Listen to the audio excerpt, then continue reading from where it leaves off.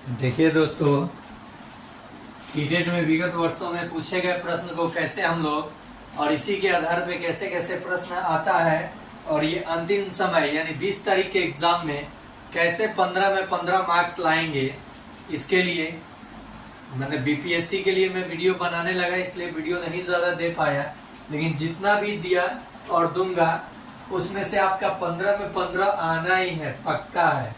देखिए, पहला प्रश्न है 3/4, 15/17 और 12/17 का मौसा क्या होगा। ठीक है दोस्तों, तो कहा जाता है कि जब भी मौसा पूछा जाए फ्रैक्शन में तो न्यूमरेटर का क्या किया जाता है, महत्तम समावर्तन। तो 3, 15, 12 का एचसीएफ क्या होगा, 3 होगा। और ऊपर में कहाँ 3 है, देख लीजिए, आंसर यही हो जाएगा। ठीक है दोस्तों, और 17 और देखिए 4 और 17 का एचसीएफ क्या होगा, 34। हाँ, एलसीएम, सॉरी, नीचे डिनोमिनेटर का क्या लिया जाता है, एलसीएम, और न्यूमरेटर का क्या लिया जाता है, एचसीएफ। अगर यही एलसीएम पूछा होता तो पलट जाता। तो ये हो गया आपका एलसीएम, क्योंकि 17 दो बार है, और एचसीएफ 3, 15, 12 का क्या हो जाएगा, 3। तो आपका आंसर यही हो जाएगा। ठीक है दोस्तों, देखिए इस प्रश्न का 50 के सभी गुणनखंडों का योग, तो मान लीजिए 50 1 से कटता है, 2 से कटता है। जैसे देखिए, पहले आपको छोटा है तो सिंपल चीज बता देते हैं।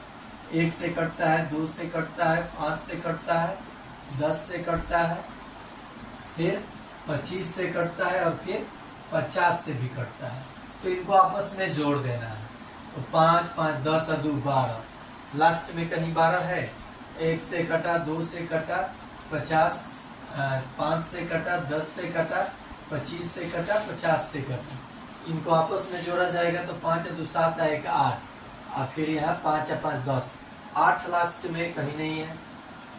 5, 5, 10, 2 12, 1 13, 3 है कहीं पे, देखिए इतना हो जाएगा आपका आंसर। लेकिन इस प्रोसेस से हम लोग नहीं बनाएंगे, हम लोग ट्रिक सीख लेने, तो बड़ा नंबर देगा तो नहीं बन पाएगा।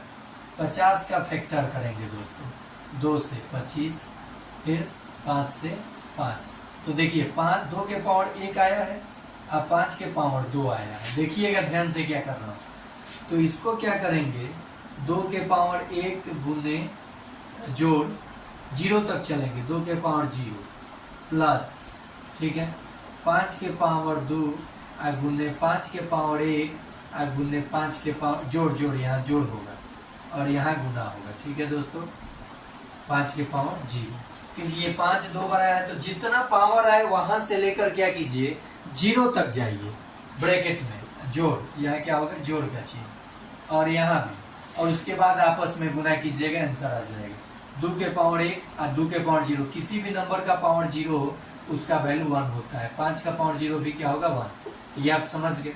तो देखिए दोस्तों क्या करना है, 2 के पावर 1 तो 2 जोड़ ये 1 गुना 5 के पावर 2 25 जोड़ 5 के पावर 1 5 और जोड़ 1 आ गया। अब देखिए ये 3 गुना 25 और 5 30 है 31, 31 3 93। देखिए आया आंसर। तो ये आपका ट्रिक है, आप कहिएगा यही आसान था। अरे भाई ये छोटा प्रश्न के लिए ना आसान था, मैं कह दूं 324 के सभी गुणजों का योग बताइए, तब आप क्या कीजिएगा, तब तो गुणज लिखते रह जाइएगा, टाइम लग जाएगा। फैक्टर कीजिए और तुरंत उसका जवाब दीजिए कि क्या हो गया आंसर। ठीक है दोस्तों, आशा है ये समझ गए होंगे। अगर नए हैं तो लाल बटन एक दिखता है जहां सब्सक्राइब लिखा होता है, मन होगा तो कर लीजिए, नहीं मन हो तो केवल देख लीजिए वीडियो को। देखिए पॉइंट में 1.2, 0.26, 24 और 6 का मौसा क्या होगा। तो इसको कुछ नहीं, 12/10 लिख लीजिए, फिर 24/100 लिख लीजिए, ठीक है दोस्तों, और 6/1 लिख लीजिए। आया इतना बात आपको समझ में। मौसा पूछा है, ऊपर वाला में कॉमन सबसे क्या हो रहा है, 6 हो रहा है, ठीक है, और नीचे वाले का एलसीएम क्या होगा, 100 होगा। 2 अंक छोड़ के डेसिमल 6 0.0 यानी 0.06। अरे आंसर ही नहीं है, लोग काम तो गड़बड़ा गया। एचसीएफ एक बार और देख लेने दीजिए ऑप्शन कहीं, गड़बड़ तो 12, तो 12/10 24/100 सही है। 6 का मौसा, तो ऊपर वाले का मौसा लेते हैं और नीचे वाले का लसा लेते हैं। तो इस ऑप्शन में आपको कहीं नहीं दिख रहा है, मान लीजिए यहाँ 0 0 लगा देंगे तो HCF है ना पूछा है, तो न्यूमरेटर का HCF, तो ये 6 से सब कट रहा है तो 6 हो गया, और LCM डिनोमिनेटर का तो सब, ये होगा आंसर। आप एक काम कीजिए, यहाँ पे ऑप्शन बना लीजिए 0.06, तो यही हो जाएगा आपका आंसर। चलिए नेक्स्ट प्रश्न देख लीजिए। स्ट्रेट लाइन पे 180 डिग्री का कोण बनता है, x का मान पूछा है, तो इन तीनों को जोड़ लीजिए। 3x + 2x + x बराबर 180 डिग्री, तो ये कितना हो जाएगा 6x बराबर 180 डिग्री। देखिए इधर गुना होता है तो इधर ये जाके भाग लग जाता है। x बराबर 180/6, 6 3 18 को 0 लगा दीजिए, यानी आपका आंसर हो जाएगा 30 डिग्री। तो उम्मीद करते हैं आपको ये चारों प्रश्न समझ में आया होगा। आइए नेक्स्ट प्रश्न की ओर चलते हैं। 10 प्रश्न कर लिया जाए कम से कम, नेक्स्ट प्रश्न की तरफ बढ़ा जाए।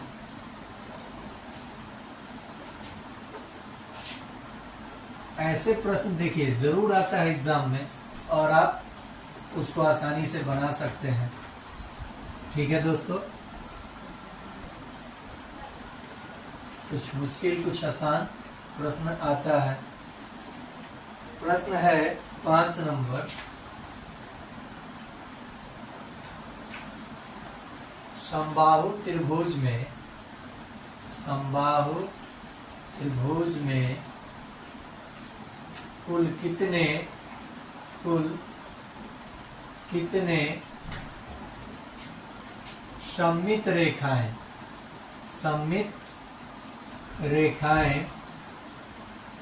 सिमेट्रिकल लाइन रेखाएं खींची जा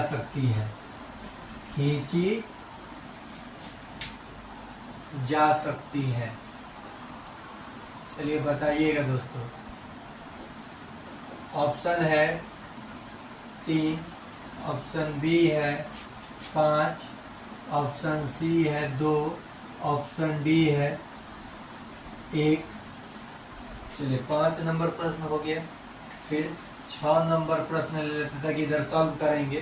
ठीक है दोस्तों, x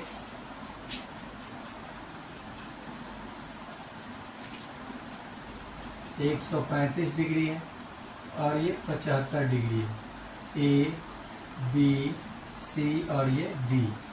x का मान बताना है। ऑप्शन आपका रहेगा A 60 degree, option B 50 degree, option C 70 degree, option D 40 degree. ठीक है दोस्तों, 7 नंबर प्रश्न देख लीजिए। 7 नंबर प्रश्न थोड़ा और बड़ा किया जाए।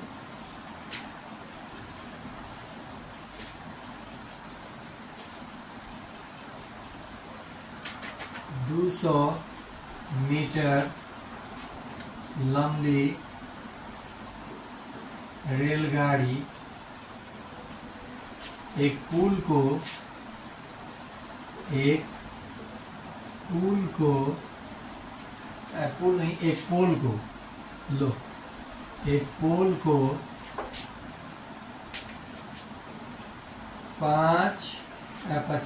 50 सेकंड में पार कर जाती है तो ट्रेन की चाल।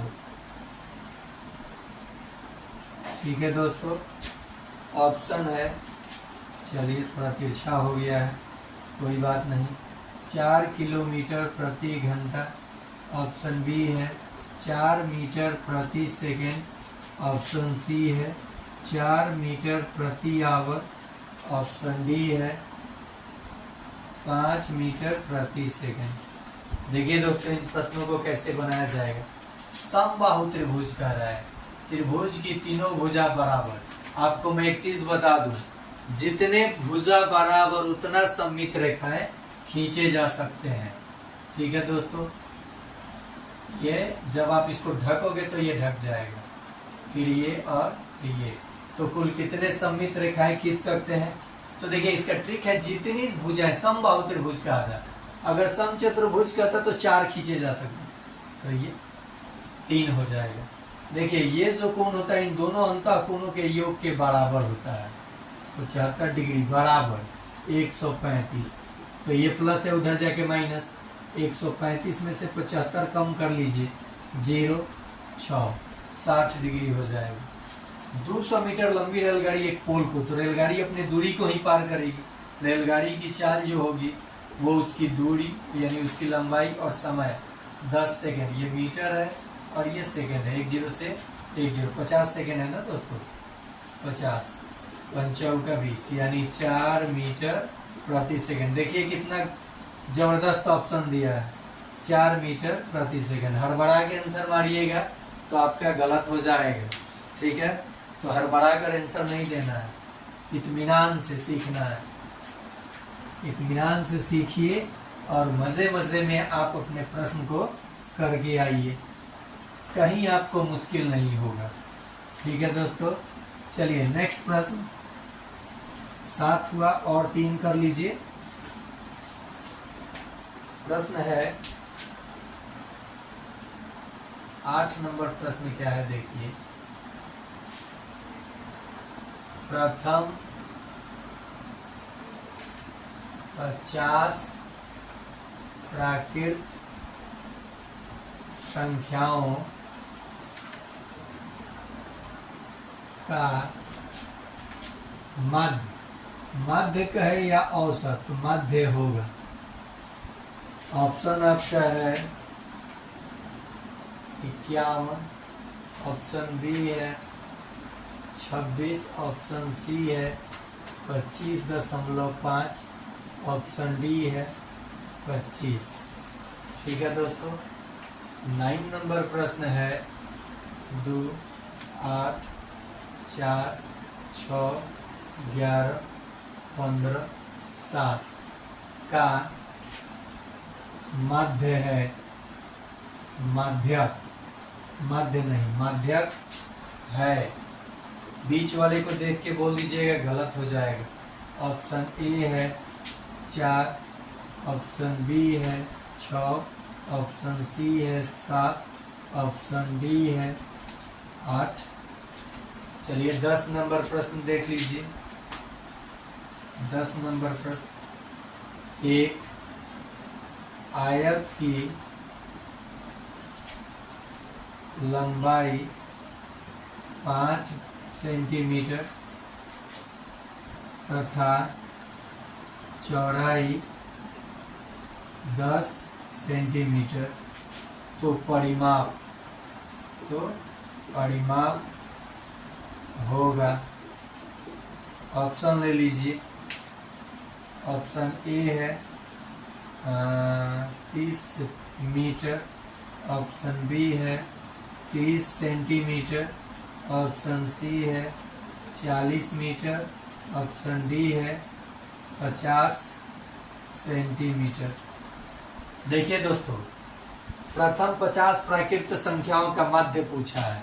प्राकृत संख्या बोला है यानी 1 से 50 तक, इसका आधा कर लीजिए और उसमें 0.5 जोड़ लीजिए, तब 25.5 आपका मध्य हो जाएगा।